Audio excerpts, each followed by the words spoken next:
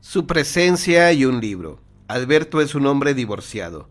En su matrimonio no hubo hijos, por lo que después de realizar todos los trámites de su separación, regresó a vivir con su madre, una mujer muy buena que supo ayudarlo a superar esta etapa.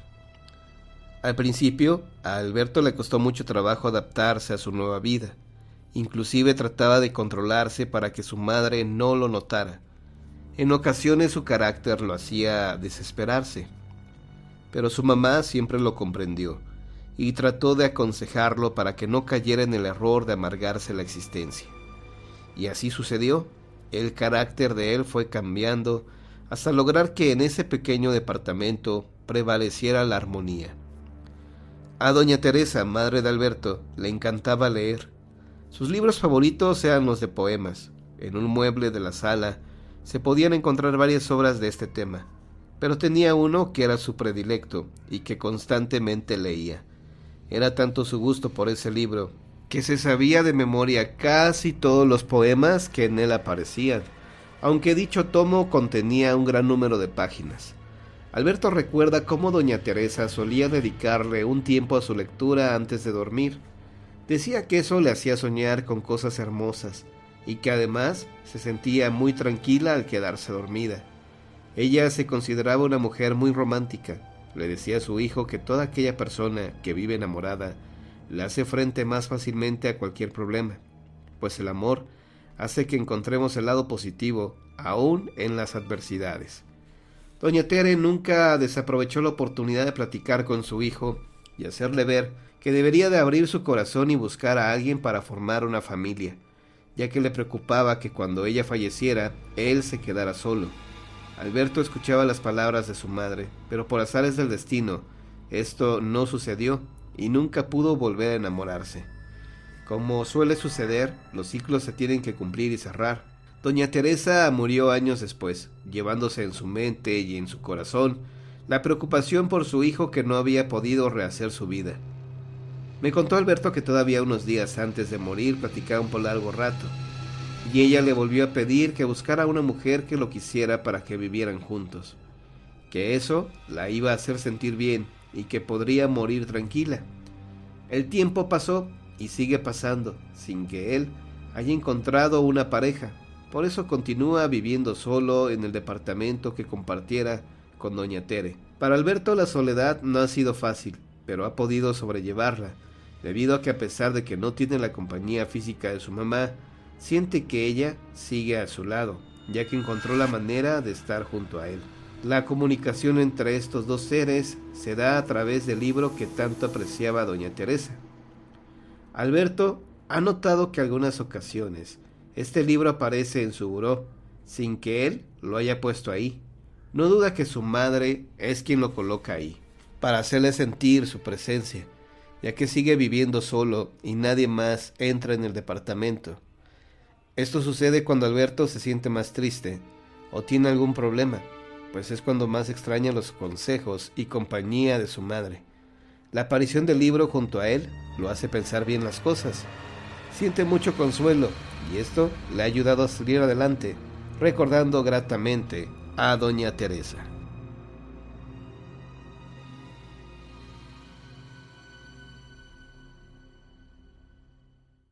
Avisos del más allá. Se han registrado incontables casos de difuntos que regresan del más allá para ayudar a sus familiares en momentos críticos.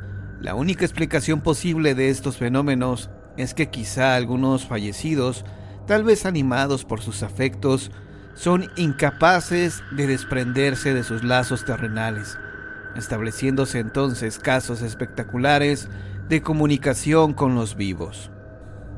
En esta ocasión incluimos el caso de una mujer que recibió un mensaje del más allá. Se trata de un relato verdaderamente extraordinario e insólito. Sin embargo, estamos seguros de que no será el primero con estas características que llega a sus oídos.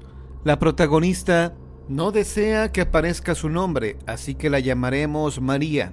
Ella afirma que esta es la primera experiencia de esta clase que ha tenido y que no es afecta a los relatos de fantasmas ni a nada por el estilo. Este es un relato. Yo no soy de la Ciudad de México, pero vivo aquí desde hace algunos años. Llegué desde mi pueblo porque quería trabajar y allá no encontraba empleo. Me instalé en una pequeña habitación de una casa, cuya dueña había enviudado recientemente. Esta señora vivía sola y yo era su única huésped. El primer día que pasé ahí todo transcurrió con total normalidad. Deshice mis maletas y me acomodé en el cuarto que me había señalado la viuda, que por cierto estaba junto al de ella. Por lo que pude observar, aquella mujer había querido muchísimo a su marido y adoraba su recuerdo. No dejaba de pensar en él ni un solo momento. Todo el tiempo me hablaba de él. Su marido había sido médico y siempre había estado pendiente de ella, pues desde muy pequeña había sido muy enfermiza. Aquella primera noche me retiré muy temprano a dormir, pues estaba agotada por el viaje y por el ajetreo del día. Durante la noche me desperté y me sorprendí mucho, pues normalmente dormía de un tirón y nunca había sufrido insomnio. Miré la hora, las 4 de la madrugada. Cuando ya estaba conciliando el sueño nuevamente, escuché un ruido y comprobé que la puerta de mi cuarto se había abierto. Me asusté mucho y miré fijamente a la puerta, pero no entró nadie. Pensé que se trataba de mi imaginación e intenté dormirme otra vez. Pero la puerta volvió a abrirse a pesar de que no me había levantado a cerrarla. Esta vez entró un señor de cabello canoso, me hizo señas de que lo siguiera y salió de la recámara. En ese momento me desperté y comprobé que había estado soñando. La puerta estaba cerrada. Me quedé dormida y nuevamente me despertó el ruido de la puerta al abrirse. Entró el mismo señor y sin decir una sola palabra me zarandeó para despertarme. Sentí claramente su contacto. Su forma de actuar era muy extraña y sus modales un poco bruscos. Pero en ningún momento sentí miedo, más bien experimentaba una extraña sensación de urgencia. De pronto me di cuenta que estaba ocurriendo algo muy grave. Me levanté y vi el reloj, las 4 de la madrugada. Existía en aquello algo absurdo, pero en aquel momento lo ignoré, como también hice con la desaparición de aquel misterioso hombre. Salí al pasillo y fui hasta la habitación de la señora. Llamé a su puerta y no me contestó. Pegué la cabeza en su puerta, pues estaba preocupada, y entonces escuché un extraño gemido. Abrí la puerta y encontré a la pobre mujer en un estado lamentable. Su cara estaba muy roja, casi morada. Se sujetaba el cuello con ambas manos y sus ojos parecían salirse de sus órbitas. Como buenamente pudo, me indicó que le diese una medicina que yo le administré rápidamente. Inmediatamente después llamé a una ambulancia, pero cuando llegó, lo peor ya había pasado. La señora respiraba normalmente y estaba más tranquila. El médico que llegó me dijo que mi intervención le había salvado la vida a la señora, pues en el estado en que se encontraba no se hubiera podido levantar y tomar el medicamento. Cuando se fueron, me quedé con ella para cuidarla. No quería comentar lo que me había sucedido y lo que me había obligado a levantarme, pues estaba convencida de que se había tratado de un sueño. Mientras platicaba con la señora, recorrí con la vista su habitación y no pude reprimir un grito cuando mis ojos se posaron en una fotografía. Aquel era el hombre que me había despertado esa noche. Entonces le conté a la señora mi sueño y ella me dijo que el hombre de la foto era su difunto marido. Me cuida incluso después de muerto, ella me dijo. Sueño o realidad, María salvó la vida de aquella mujer. ¿Quién no ha rezado alguna vez a su ángel de la guarda? Es posible que estos ángeles existan y más aún, es posible que sean de la misma familia. Solo así se explica que María hubiera recibido un mensaje tan directo de una persona que había fallecido. Y para ese suceso tuviera características realmente insólitas, fue preciso que la protagonista llegara en el momento oportuno a alojarse en la casa de una viuda enferma. ¿Qué habría pasado si María no hubiera estado aquella noche en esa casa? ¿Es posible que el hombre de cabello blanco, que desde el más allá velaba por la salud de su esposa, se hubiera valido de cualquier otra fórmula? no lo sabremos.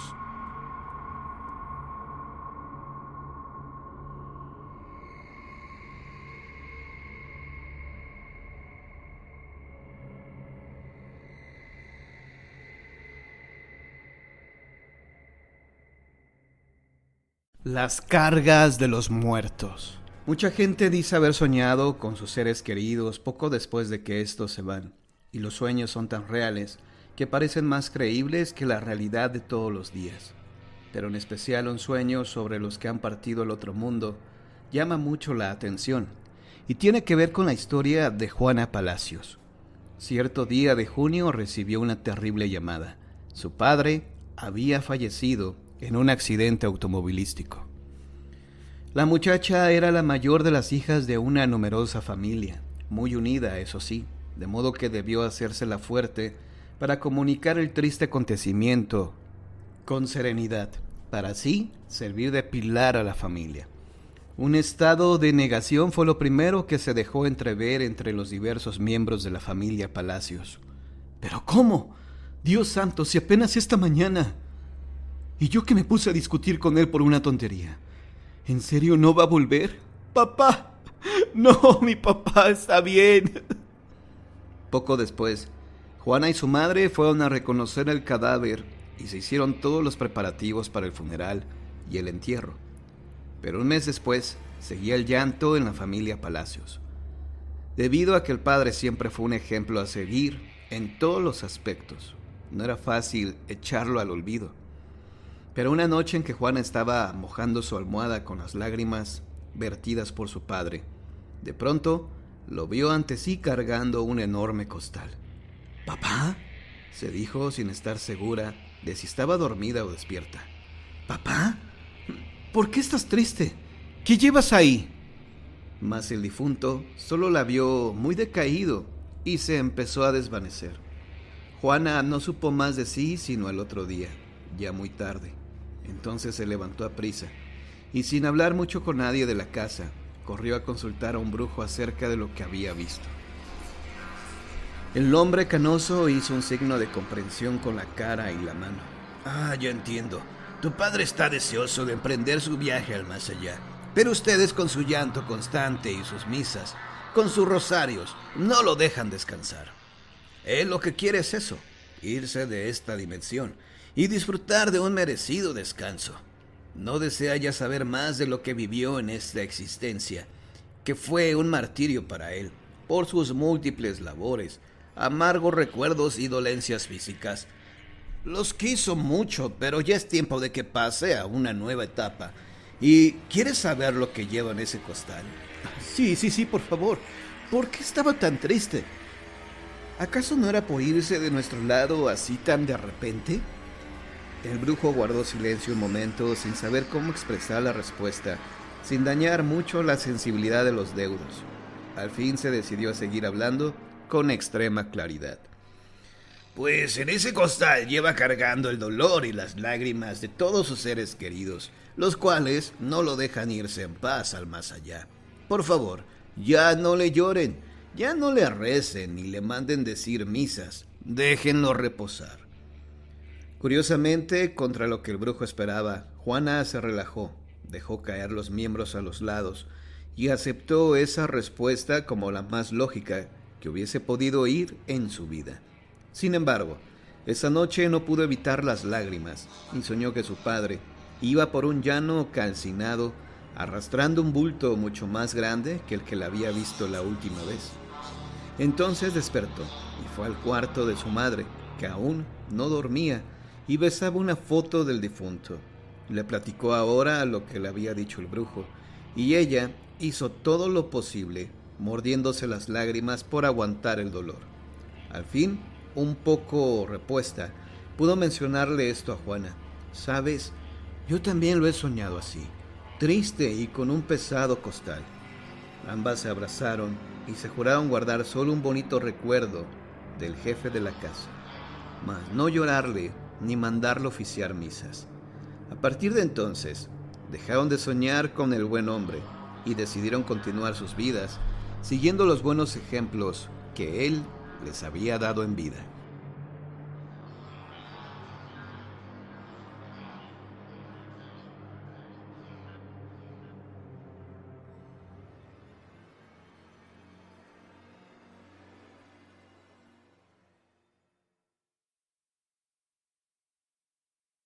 La bruja Juana. Hace muchos años, en las inmediaciones de la villa de Chinipas, en Chihuahua, se estableció un matrimonio de raza caíta. Él se llamaba Guadalupe Valenzuela y ella Juana Buitimea. Al lugar en donde se asentaron le pusieron un nombre de su mismo origen, el cual fue Tiziripa. En aquellos años todavía había una población indígena en Chinipas y sus alrededores, tantos locales como procedentes del estado de Sonora, a donde llegaban huyendo de las haciendas a buscar trabajo en los minerales de la sierra de Chihuahua, ya que les era recompensado con mejores salarios. Guadalupe adquirió muy pronto fama de vago, truán y borracho. Se dedicó solo a explotar a la gente ignorante y a los comerciantes con préstamos y fiados que nunca pagaba. Cuentan que Juana era muy conocida por sus brujerías, porque sabía mucho por todo lo que aprendió de sus antepasados. Era respetada como hechicera, pues eran fantásticas las cosas que se decían de ella. Se le conocían como curandera, y aunque se ayudaba de rudos y tortuosos procedimientos, mucha gente llegaba hasta su casa para consultarla. Se iba en el tren y en la estación de Temoris se bajaba, para luego caminar casi 2 días seguidos hasta llegar a Chinipas, donde vivía. Cuentan que mucha gente llegaba de muchas partes, de Chihuahua, Sonora, Estados Unidos y de muchos otros lugares solo para recibir su ayuda. Su sistema de curación era completamente primitivo, pues se reducía a recetar brebajes que eran sucios y peligrosas infusiones, así como a aplicar cataplasmas de hierbas y grasas, y a practicar incisiones con vidrios que no eran desinfectados, sobre inflamaciones y otros tumores malignos. Pero lo que impresionaba a la gente eran las succiones que ejecutaba con la boca, de forma asquerosa para extraer el pus, pequeños animales y objetos minúsculos. Además, la bruja daba brebajes, medicinas y amuletos a sus clientes para hacerse querer de las mujeres o a estas para retener a un hombre a su lado, originando con estos procedimientos enfermedades serias del estómago y del cerebro.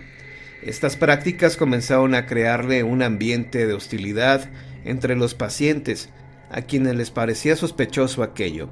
Luego, esta hostilidad aumentó por la opinión del padre José María Piña, quien declaró que aquella pareja estaba endiablada y que lo estarían igualmente todas las personas que tuvieran relación con ellos. Las actividades citadas y la opinión anterior acabaron por llenar de pavor a mucha gente que huía de ellos como si fueran apestados. Las personas se alejaron de Guadalupe para evitar la explotación del viejo holgazán y de Juana por sus actividades de bruja pactada con el diablo. Entonces, la hechicera comenzó a tramar venganzas contra la gente que rehusaba acercarse a ella, pedir sus servicios o que no pagaba. Llegó a tal grado que su estancia ahí se hizo insoportable. Aquella pareja tenía aterrados a todos. Ya en esta situación, Juana se esforzaba para ejecutar sus brujerías por todas partes, ejerciendo venganzas diabólicas. Llegaba a una casa y dejaba oír voces y ruidos truculentos que llenaban de pavor a los que ahí vivían. Otras veces enfermaba o mataba a las gallinas u otros animales domésticos. Más allá, dejaba amargada la comida, haciendo imposible que se pudiera comer. Vertía sal sobre las plantas para secarlas. Se presentaba en forma inesperada en lugares apartados, haciendo aparecer todos estos actos como sobrenaturales, de manera que en todas partes dejaba el mal y la desconfianza, la duda y la superstición, sin que nada pudiera detener aquella situación que cada día era más preocupante por los chismes y comentarios de la gente. Don Juan Castillo era un viejo yerbero que era solicitado frecuentemente por Guadalupe para que le llevara plantas medicinales para la bruja, pero cuando se enteró de las opiniones del cura, se negó a seguir surtiéndolos.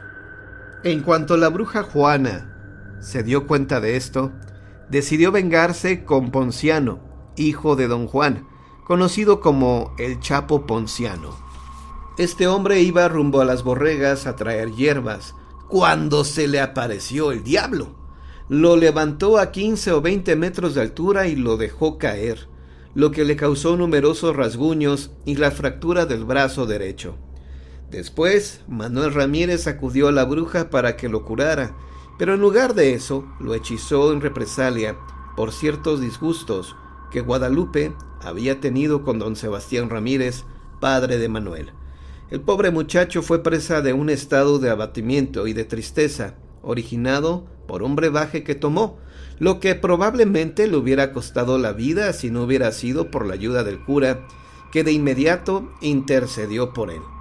Uno de tantos días, Manuel se encontró con Miguel Avilés y Faustino Esquer, muchachos un poco más grandes que él, ya casi a fuerza lo embriagaron.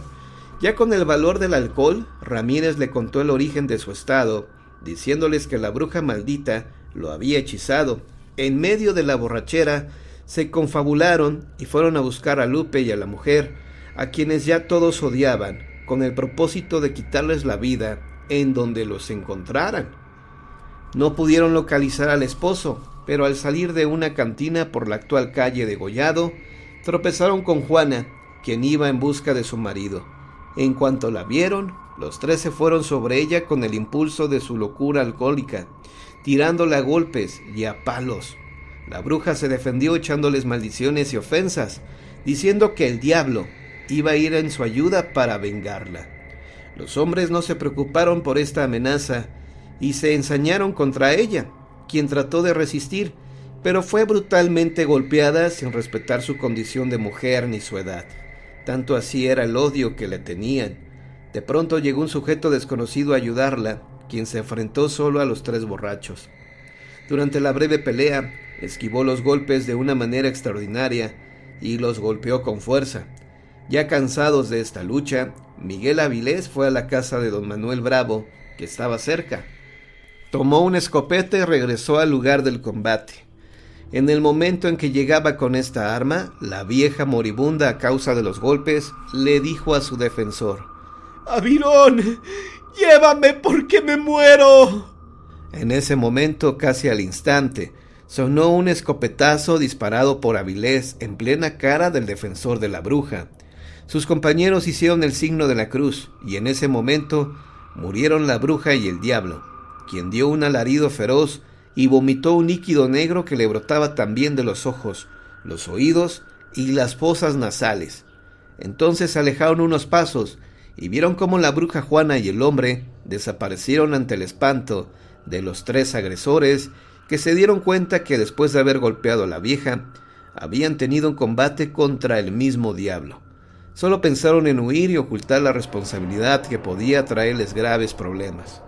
Aunque todo el pueblo se alegró con su fallecimiento, solo uno de ellos fue detenido por varios días, pero como no había pruebas suficientes en su contra, fue liberado poco después. La gente cuenta que a la bruja Juana la mataron a golpes y que a sus asesinos les fue muy mal porque fueron atormentados por su espíritu, hasta que ellos mismos se quitaron la vida de forma horrible.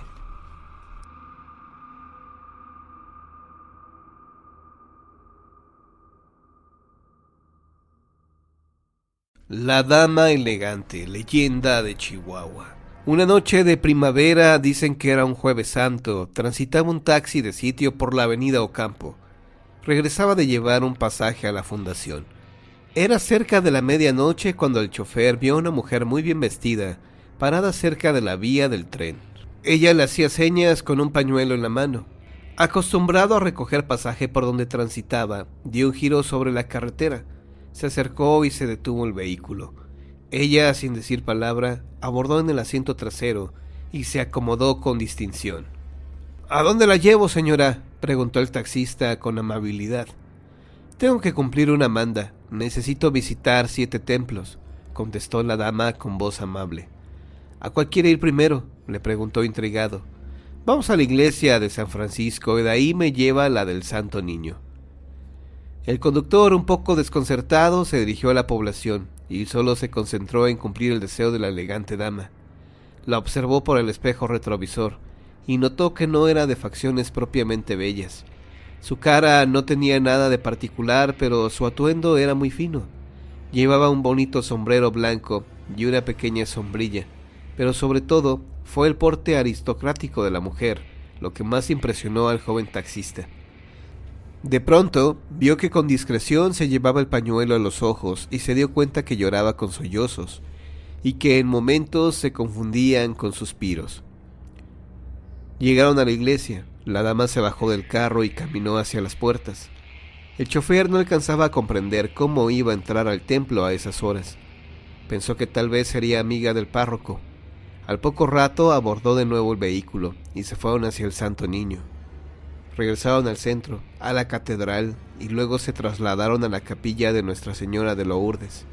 Ahí, el joven taxista quiso seguirla, así que bajó del coche y fue tras ella escondiéndose entre los cipreses, pero la mujer se asomó a media escalinata. El hombre sintió un escalofrío y optó por regresar al taxi. Al poco rato apareció la dama y se acomodó en el asiento. Un discreto olor a nardos invadió el interior del vehículo. El taxista la vio a los ojos, pero ella esquivó la mirada y le pidió que la llevara al santuario de Nuestra Señora de Guadalupe. Más tarde, fueron al templo de Santa Rita y finalmente al del Sagrado Corazón, que estaba en construcción. Se dice que durante el largo recorrido la elegante dama no cesaba de llorar con un llanto contenido que impresionó profundamente al chofer. Al regresar de su visita al séptimo templo, el conductor le preguntó: ¿quiere ir a algún otro sitio? No es suficiente. Era una deuda que tenía que pagar.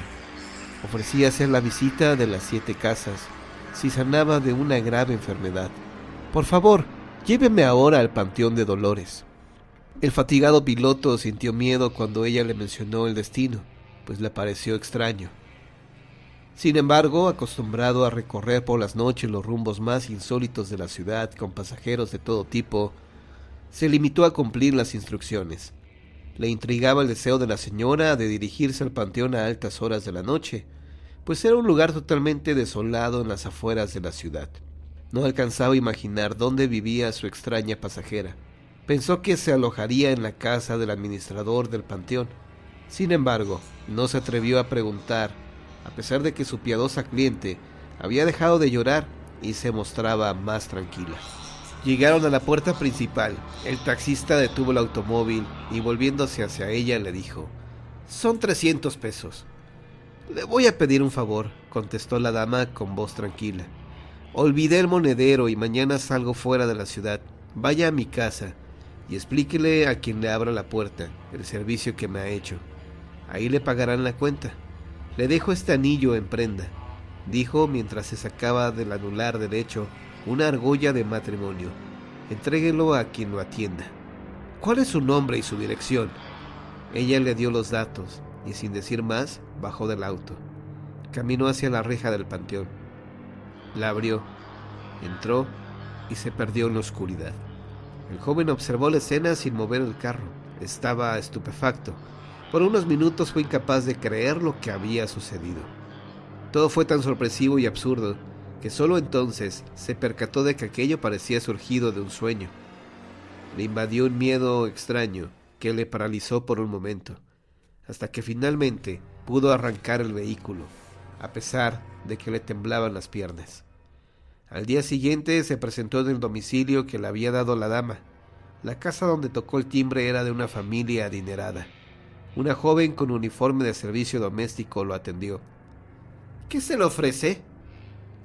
«Anoche llevé a una señora a varias iglesias de la ciudad y me dijo que pasara a cobrar aquí la cuenta. Me dejó en prenda este anillo», dijo el taxista entregando la joya, y al mismo tiempo un papel donde había anotado el nombre con la dirección. La joven se puso pálida y sin decir palabra entró a la casa y cerró la puerta haciendo un gesto con el que le pedía al hombre que le esperara un momento.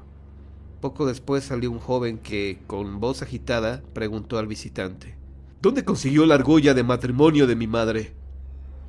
«Ya le expliqué a su muchacha que anoche llevé a la señora a varios templos y me dijo que pasara aquí a cobrar. Me dejó el anillo para que se lo entregara a usted a cambio del pago de los 300 pesos del servicio». El joven, con la cara descompuesta por la angustia y lágrimas en los ojos, dijo con la voz quebrada: «Mi madre murió hace más de un año de un mal incurable». El taxista se quedó inmóvil por un momento, sin decir palabra, hasta que de pronto se desplomó en el quicio de la puerta, víctima de un ataque cardíaco.